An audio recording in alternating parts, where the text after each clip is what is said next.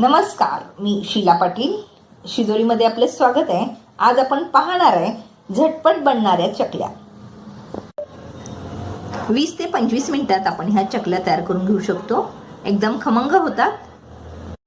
या इन्स्टंट चकल्या करताना आपल्याला भाजणी करायची नाही किंवा मैदा तांदळाचं पीठ सुद्धा वापरायचं नाही. खूप कमी वेळेमध्ये एकदम खमंग आणि खुसखुशीत चकल्या तयार होतात. शिदोरीमध्ये मी देत असलेल्या अशा साध्या सोप्या पौष्टिक रेसिपी जर तुम्हाला आवडत असतील तर लाईक करा, शेअर करा, कमेंट करा. दुसऱ्या कोणत्या रेसिपी हव्या असतील तर कमेंटमध्ये द्या. आणि अजून तुम्ही शिदोरी या चॅनेलला सबस्क्राईब केलेलं नसाल तर प्लीज सबस्क्राईब करा. चला तर आज आपण पाहू इन्स्टंट चकली.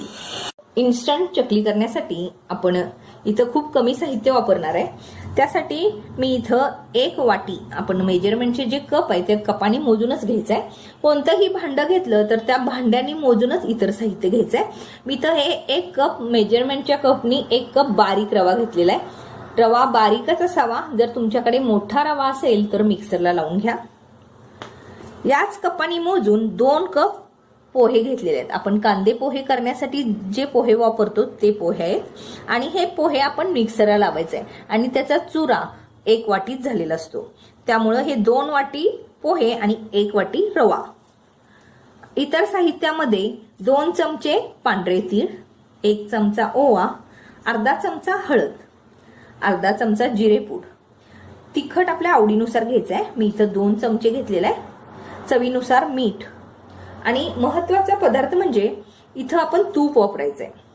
इथं 1 कप बारीक रव्यासाठी 1 टेबल स्पून मी इथं तूप घेतलेलं आहे. आणि मोजलं तर हे 150 ग्रॅम रवा आहे. ह्या 150 ग्रॅम रव्यासाठी मी इथं 15 ग्रॅम तूप घेतलेलं आहे. तूप मात्र घट्टच असलं पाहिजे, पातळ नको. एवढ्या साहित्यापासून आपण चकली करायचंय. गॅसवरती एक जाडबुडाची कढई ठेवायचं आणि त्यामध्ये आपण ज्या भांड्यानी रवा मोजले त्याच भांड्यानी 2 पट पाणी घालायचंय. आपण 1 कप रवा घेतला होता म्हणून हे 2 कप पाणी घालायचंय. पाणी थोडंसं गरम झाल्यावर त्यामध्ये तीळ, ओवा थोडं हाताने रगडून घालायचं, हळद, जिरेपूड आणि तिखट आपल्या आवडीनुसार घालायचं आहे.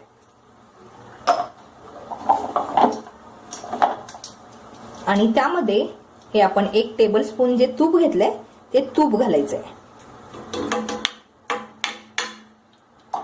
आता गॅस थोडासा बारीक करून हे छानसं उकळी येऊ द्यायचं.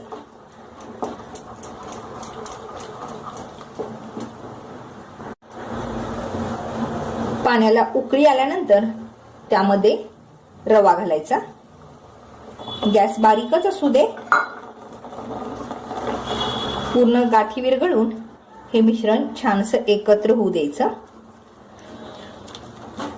इथं आपण मीठ घातलेलं नाही, मीठ शेवटी घालायचंय.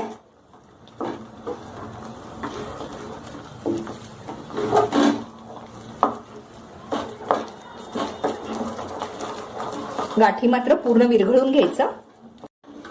थोडंसं फास्ट फिरवल्यावर पूर्ण गाठी सगळ्या विरघळल्या जातात. हे बघा, आता सगळ्या गाठी विरघळल्या गेल्या.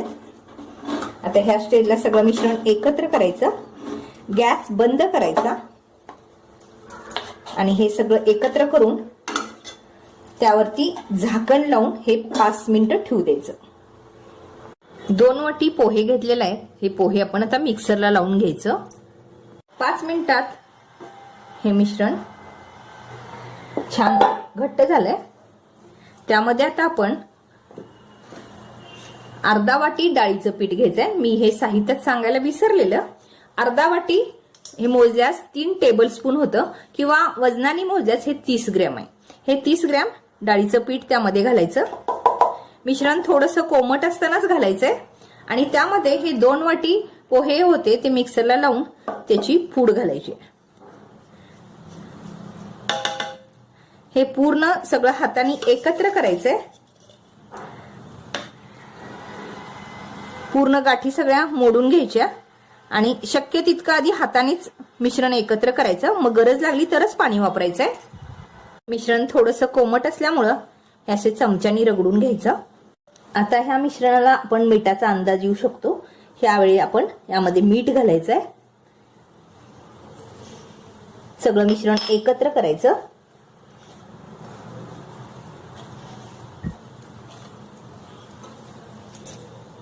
पाणी न लावता सुद्धा हे कणिक या पद्धतीचं तयार झालंय. आता आपण हे मळण्यासाठी एका परातीत किंवा टोपलीमध्ये घालून असं मळून घेऊया. अगदी थोडं पाण्याचा हात लावून आपल्याला हे मळावं लागेल. त्यामुळे अगदी थोडं थोडंसं घालून हे असं मळून घ्यायचं. कणिक आपलं घट्ट असलं तरच काटे छान पडतात. त्यामुळे रगडून रगडून हे मळून घ्यायचं.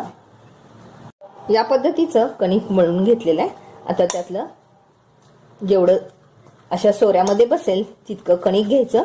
परत पाण्याचा हात लावून हे मळून घ्यायचं. हे कणिक जास्त घट्टही नको आणि पातळही नको.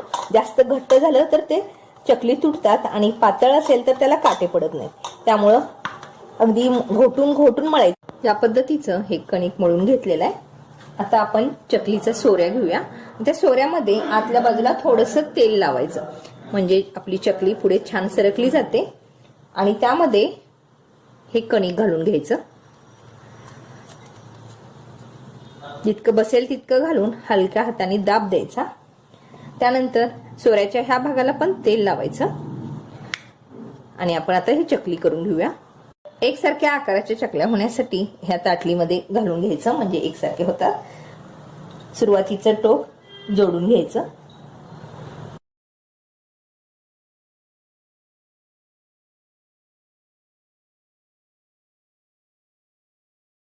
गॅसवरती एका कढईमध्ये तेल तापवायला ठेवायचं. तेल तापले की नाही पाहण्यासाठी थोडंसं कणिक घालायचं. हे बघा वरती आलं, म्हणजे आपलं तेल तापलेलं आहे. ह्या स्टेजला गॅस मध्यम करायचा. आणि आता आपण त्यावरती मध्ये चकली सोडायचं.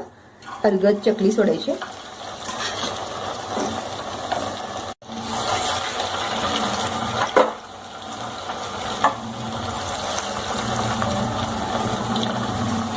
गॅस मध्यमच असू दे.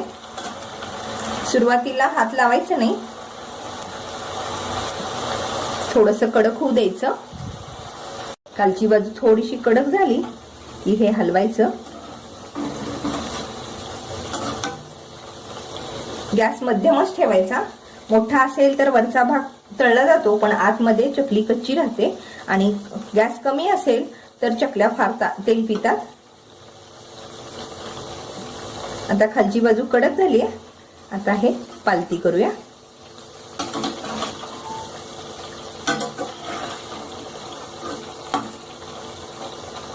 दोन्ही बाजू छान तळून घ्यायचं. दोन्ही बाजू खालीवर करून तळल्यानंतर हे बघा या पद्धतीत झालंय, पण अजून बुडबुडे आहेत, म्हणून म्हणजे आपली चकली अजून तळली गेली नाही. बुडबुडे कमी होईपर्यंत हे तेलातच राहू द्यायचं. गॅस मात्र मध्यमच राहू दे. तेलातील बुडबुडे कमी झालेत म्हणजे आपलं चकली तळलं गेलंय. ह्या स्टेजला ही चकली काढून घ्यायची.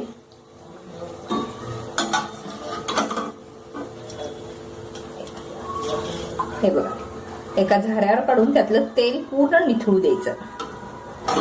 आणि त्यानंतर एका टिश्यू पेपरवरती हे घालून घ्यायचं.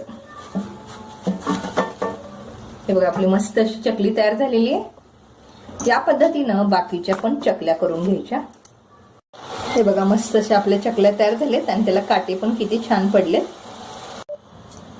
आपल्या चकल्या तळून तयार आहेत. 1 वाटी पिठामध्ये 26 चकल्या तयार झालेल्या आहेत. एकदम खमंग आणि खुसखुशीत.